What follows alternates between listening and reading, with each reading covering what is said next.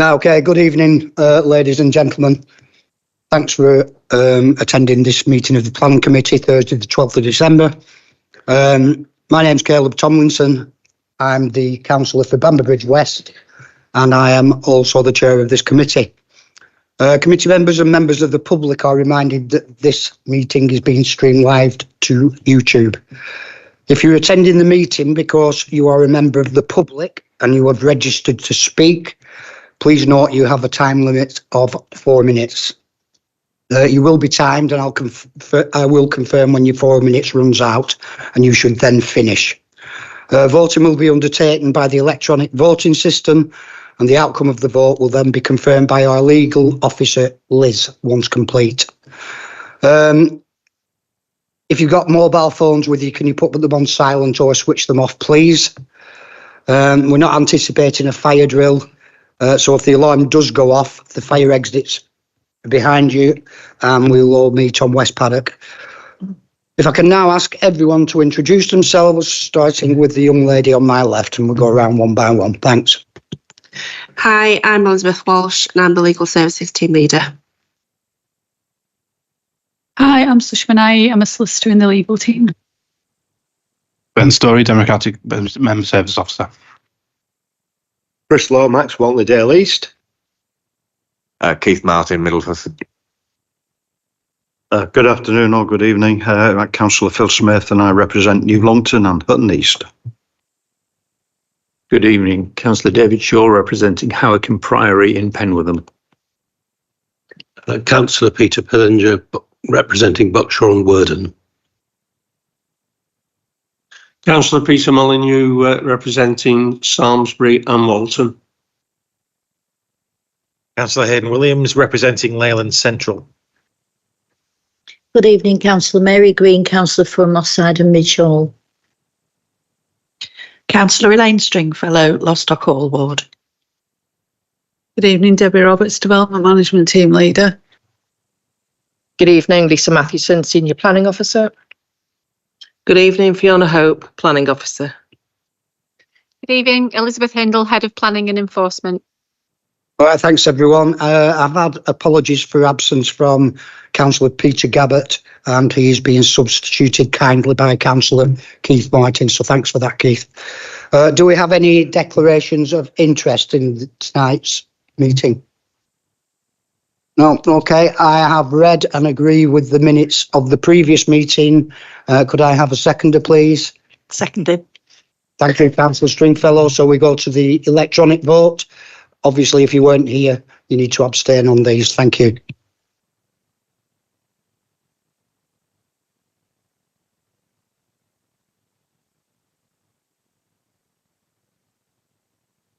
Those minutes were approved. Okay, thanks. It's not often we see Councillor Smith abstaining. Did you have a good time? It's not in my nature to abstain on anything, Chair. But did you have a good time? Unless I'm away on holiday, and I did have a good time, thank you. Yeah. Brilliant. Okay, we'll move on to item number 5, appeal decisions. And Lizzie, please. Thank you, Chair. We have 3 appeal decisions this evening, the first of which is land at Oswald House in Longton. That was located in the Greenbelt and was an appeal against the refusal to grant planning permission in principle. The development proposed was described as an erection of up to 2 dwellings and associated development, and that appeal was dismissed. We also had Loopy Lou's Plant Nursery, also in the Greenbelt in Farrington. That was for a change of use of the area of yard to allow for storage of fencing materials in containers. That appeal was also dismissed. And finally, we had 68 Liverpool Road in Hutton. That was for the raising of the ridge height to to provide a first floor living accommodation, single story rear extension, and the erection of a detached garage. And it didn't comply with the condition 2 that was attached to that. That was also dismissed, and enforcement action has followed on that one. Thank you, Chair. Okay, good news all round. Thanks very much. Right, let's move on to item number 6 on tonight's agenda, and it is Howick Hall Farm at Penwortham. We have seen this one before. Debbie, would you like to introduce this item, please? Thank you, Chair.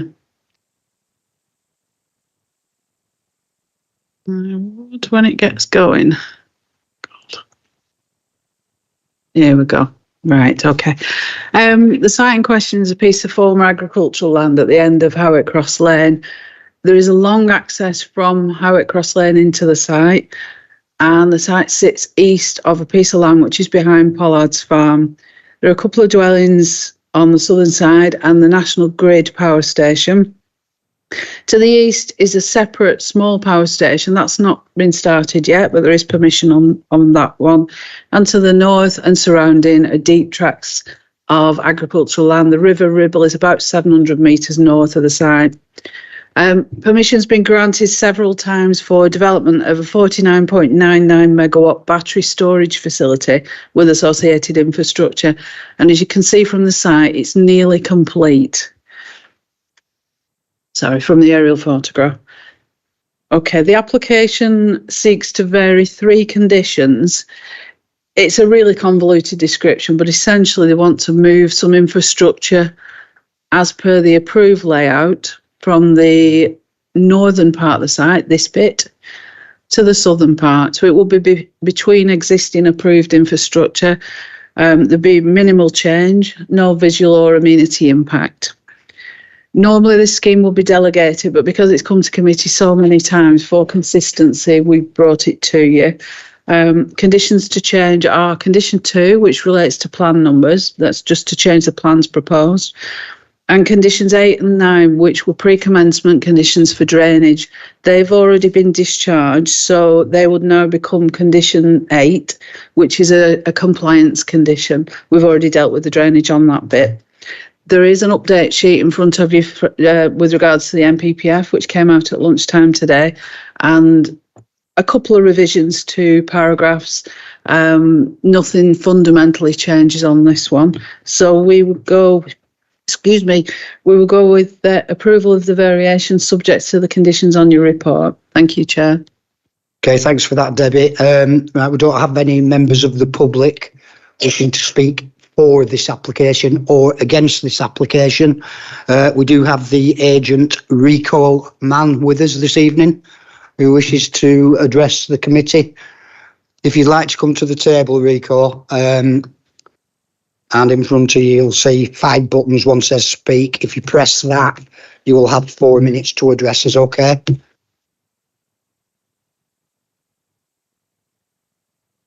Good evening, Chairman, members of the Planning Committee, and everyone present. My name is Rico Mann. I'm from Energy Planning, and I'm the applicant's agent for the proposal presented to you in relation to Howick Hall Farm. Firstly, I'd like to thank you for giving me the opportunity to speak today, and thank you to the case officer for her concise and detailed report.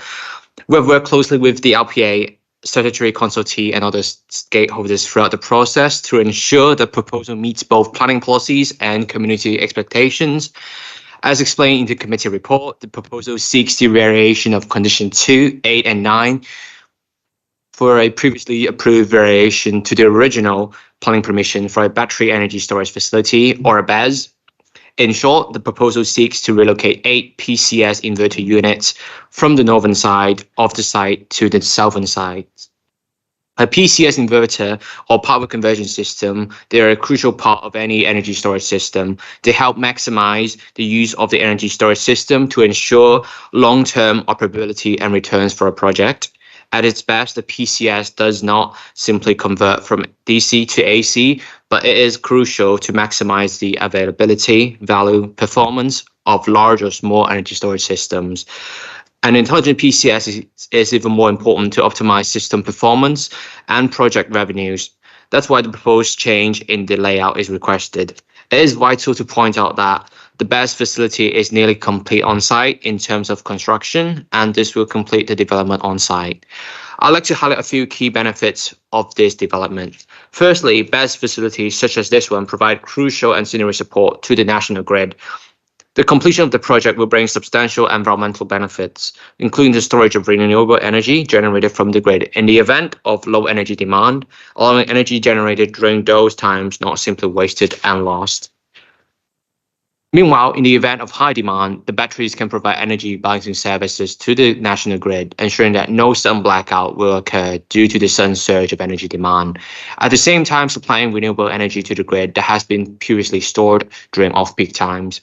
The completion of the BESS project will also mean a substantial gain in biodiversity and achieving overall carbon reduction goals. This is particularly important as the Council has declared a climate emergency and has a target to become carbon neutral by 2030. Lastly, I'd like to highlight the proposal is considered to be in full policy compliance with no objections received from any of the statutory consultees. Indeed, no impacts to noise, drainage, and residential amenities have been found as a result of the proposed variation. In conclusion, the development represents a valuable opportunity to support the transition to clean energy, while bringing local benefits and contributing to broader sustainability goals. I'd kindly request you to approve this application to allow the BESS project to reach its completion, subject to the recommended conditions, and allow us to proceed with delivering the aforementioned benefits to the wider community. Thank you very much for your time. Okay, thanks for your presentation, Rico. I will now open this up to committee. Councillor Smith. Yeah, thank you, Chairman. I think this is the third time this has been in here, and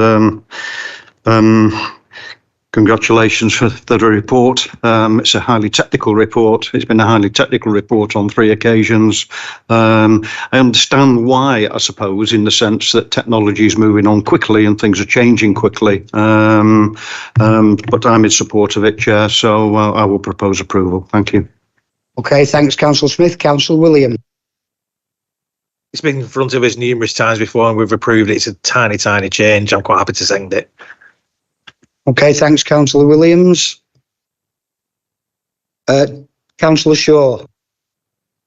The only addition I would make is it's a little unfortunate that the fire service didn't comment, considering there's some a movement of structure, or it appears to be movement of structure. And the only problem that I've ever seen with these battery things is that the fire brigade are worried about what would happen if they all went up. So you'd need to be able to access each of the units within it. But I'm happy to accept the consensus here.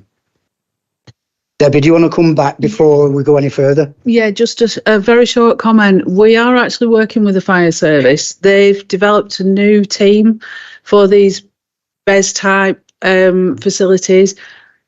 We've sent them the information. The fire service commented in general with the first application. We're working with the new team on this one. They're not quite there yet. They're not quite ready to comment, but they will be working with the developer as part of that. We've no concerns in terms of fire safety, though. Thank you. Okay, thanks for that, Debbie. Okay, Councillor Shaw, you're happy with that, yeah? Yes, thank you. Thanks, Debbie. Okay, do we have any other proposals on this application? No. Okay, well, let's go straight to the vote. Then this is for approval.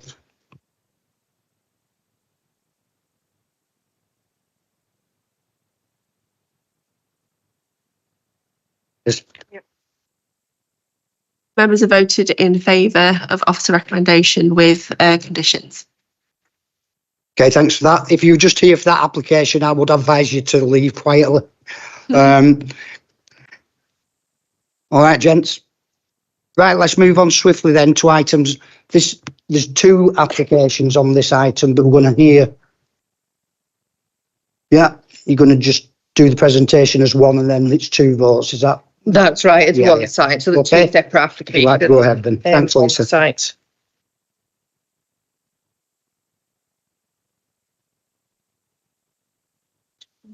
On screen.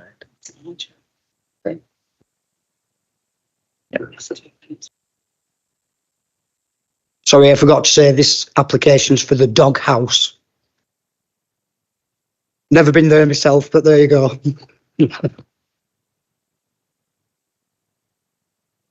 Okay. Thank you, Chair. So yes, as has been stated, it's 2 applications on the same site. The dog house, it's located to the eastern side of Station Road and Bamber Bridge. It's in the centre of a series of a row of units, which are single storey in height. So you could just see there opposite the site is a public house.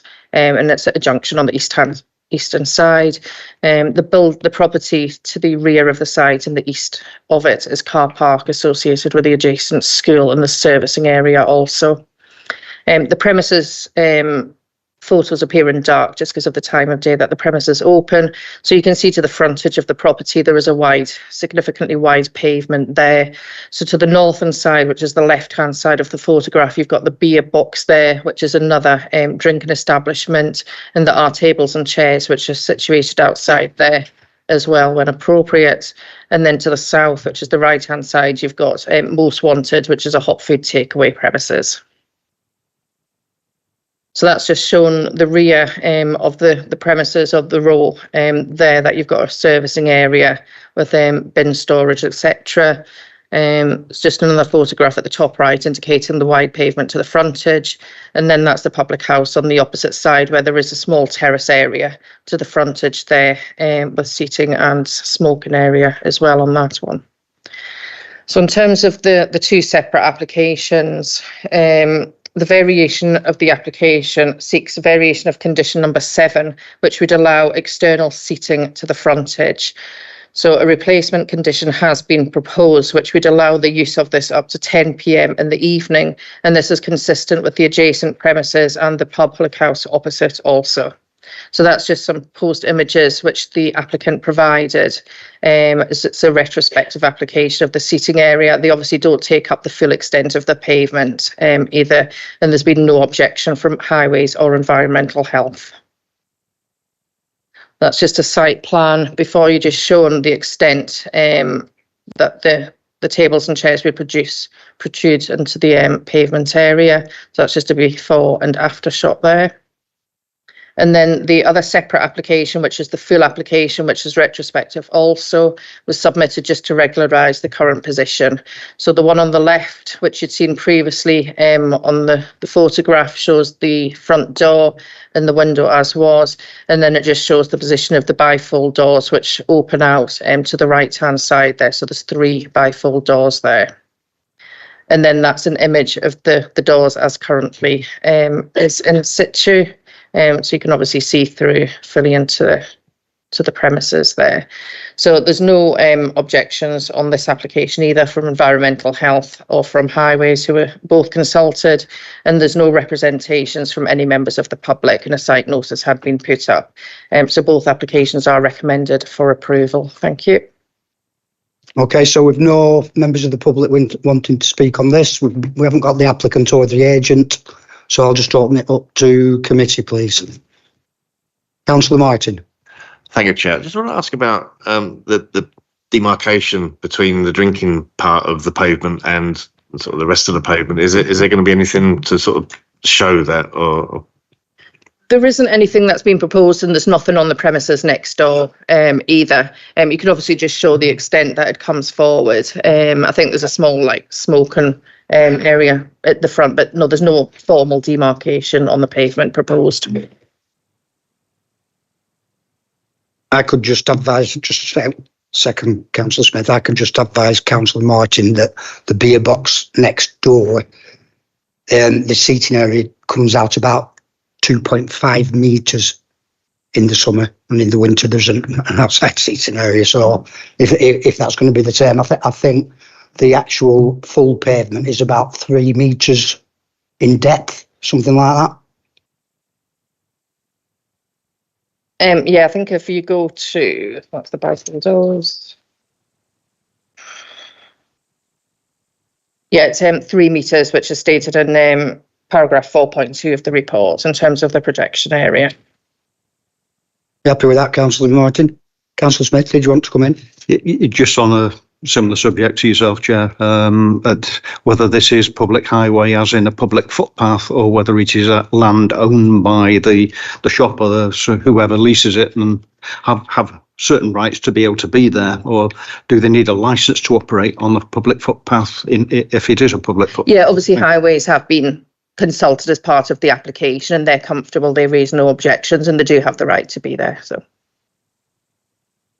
okay, so agenda item 7, this is on the bifold doors, this one, isn't it? And item 8 is on the outside seating. That's what I've got on my paperwork in front of me. Item 7, retrospective application for installation of bifold doors to front elevation. And item 8 is for the outside seating. So, Councillor Lomax. I have no objection whatsoever to item 7. Item 8 is just bringing it in line with the next door. So on both these, I would move. So that's a proposal from Councillor Lomax to approve both applications. Councillor Stringfellow and then Councillor Pillinger. I'll second that. I think it seems quite straightforward and brings it in line with other establishments locally. That's for 7 and 8, yes? For 7 and 8. Okay, Councillor Pillinger. Oh, you're going to say, right, okay. Do we have any other proposals on these 2 applications? Come on, let's make it interesting. No? All right. So if legal are happy with this, we're going to vote for these 2 en bloc. Is that all right?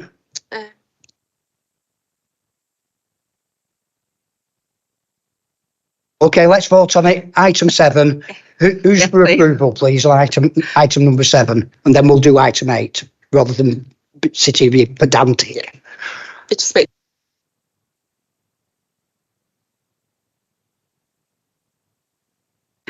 So for item 7, it's a unanimous decision and it's approved with conditions. Okay, so item number 8, move for proposal to approve from Councillor Lomax, seconded by Councillor Stringfellow. Can we vote on that one, please? Item 8 is also approved with conditions unanimously. Okay, thanks, Liz. Right, move on to item 9 and 10, 2 separate applications, but they are being presented together. But once again, we'll require a proposer and seconder for both applications on a separate vote. Okay, Fiona?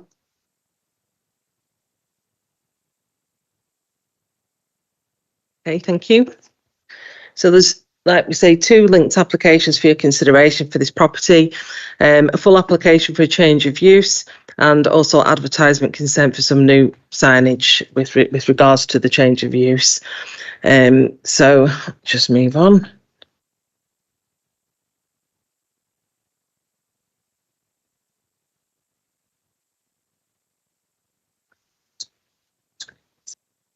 Right, okay, thank you. So the property is number 3 Preston Road in Farrington Local Centre, designated under policy E5 of the local plan. So you can just see where it is there, adjacent to the railway pub and across the road from the Tesco Express and Sunseekers. The property was in use as a beauty salon originally, and in 2021 was converted into a hot food takeaway called Ed's Pizza and operated until summer 2022 without planning permission for this change of use. And the premises have been closed since 2022, and the applicant for this one purchased the premises this year and contacted us with some pre-app advice as to what was happening with it, and that's when we advised it didn't actually have planning permission for a hot food takeaway and was still under, you know, the previous use. So he hasn't opened the premises and he decided to apply to us to regularise the situation. And should it be approved, then he was hoping to open it in a couple of weeks, depending on the outcome tonight. So he's decided to regulise it to maintain it as a pizza takeaway, but new signage for Pizza Go Go. Okay, so the whole of the property is currently unoccupied, so the ground floor and the first floor. His proposed opening hours are 11 a.m. to 11 p.m. to be in keeping with other local takeaways in the area. And in this same row, there are also an Indian takeaway, which is next door, a grill place and a Chinese takeaway, which is further down. Both the ground floor and the first one remain as existing, but just so you can just look on the plans there, there's 2 flats upstairs, and the rear flat, 1-bed flat, is proposing to change that to be an auxiliary area for storage and staff to the pizza takeaway downstairs. The main reason being there is proposed also this to regularise this extraction flue to the rear, and which would be quite close to what was a bedroom and a lounge. So we didn't want to cause any adverse impact on future living residents there. The 1-bed flat to the front would remain, and if he gets permission to go ahead, that would be up then for lease for a tenant should they want. So let me just move on. So this is just the elevation drawings. So you can see the signage on this one as well. So there's the sign Pizza Go Go, and from the side it's a circular projection sign that would be illuminated, but we have conditioned and they're happy to agree that it will be turned off whenever the premises were closed. So from 11 p.m. every night till it's open again the next day. And then the rear and the side elevation there, you can see the extraction flue, which is currently in situation. So I'll show you some photographs of that in a moment. So this is the image from the front. So you can see there it's still got the signage for Ed's Pizza Place there at the front. There is a forecourt to the front of this row of premises, which is owned by these premises. And then the pavement is separate. And that's part of the adopted highway. So this forecourt is separate. Highways don't have any objections.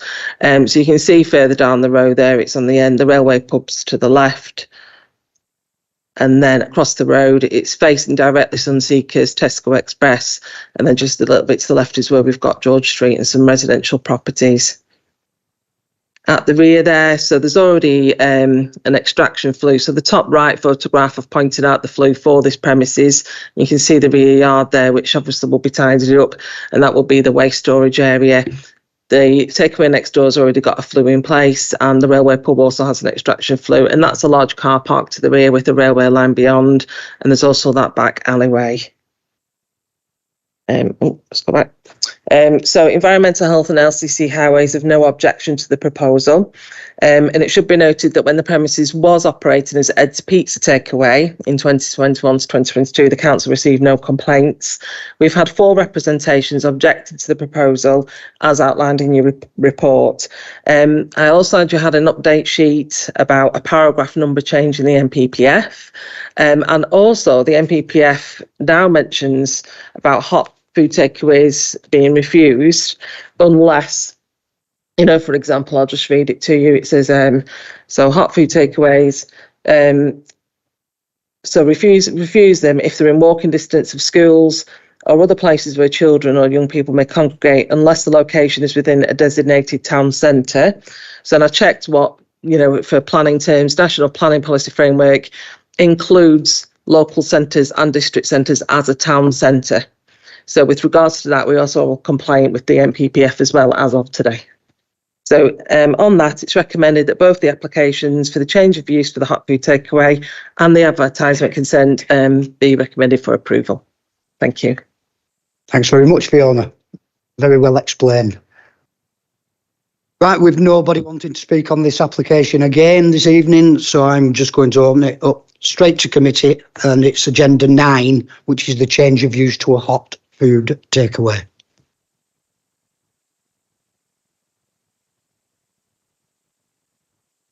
Councillor Pillinger, have you got a proposal to make, did you say? Yes, I propose that we move to the vote. To the vote on what? We haven't had a proposal. Oh, sorry. Councillor Smith. Yeah, thank you, Chairman. There's a couple of things in the report. The only parking would appear to be Sunseekers and Tesco Express. I'm not quite sure how they're involved in this or whether they're involved in it or not, but people seem to park wherever they can get a parking space, so I suppose we have to accept that's what it is. But this change of use from Class E to sui generis, we seem to have quite a lot of these recently, and it seems to be what happens in town centres nowadays, or town suburbs. In fact, to be quite honest, so I'll move propose acceptance in line with the report, Chair. Thank you. Okay, thanks, Councillor Smith. Councillor Pillinger. Second.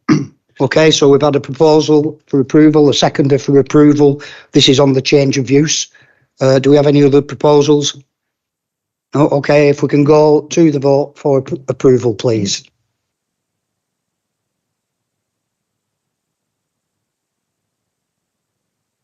Members have voted unanimously in favour of the recommendation, so approval with conditions.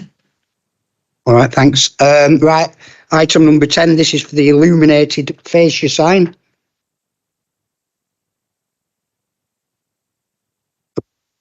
Councillor Stringfellow, Yeah, I'd like to propose approval. There seems nothing wrong with that. Councillor Pillinger. Okay, can we go to the vote? Oh, any other proposals? No. Okay, if we can go to the vote on that, please.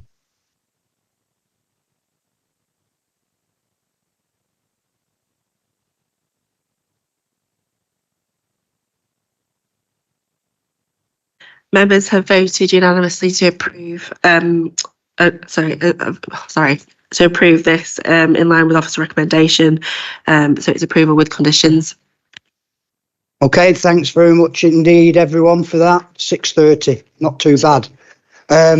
Just before we conclude this evening's meeting, I'm just reminding you all that there'll be some training scheduled in the new year that are going to cover implications for us as a committee arising from changes to the MPPF and the emerging Central Lancashire local plan as this progresses. All right, so thanks very much for attending this evening.